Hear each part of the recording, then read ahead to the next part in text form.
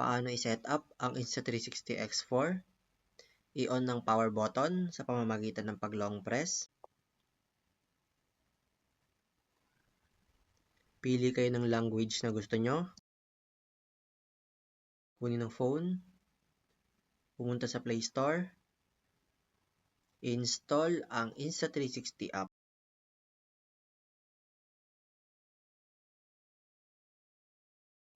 Pumunta sa Insta360 app, i-click ang Wi-Fi icon. I-click ang Insta360 logo. I-connect sa Wi-Fi ng X4. Click nyo lang yan.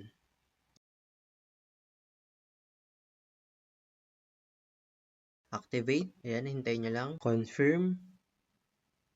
Ayan, okay na. Ayan, okay na. Na-setup na ang Insta360 X4.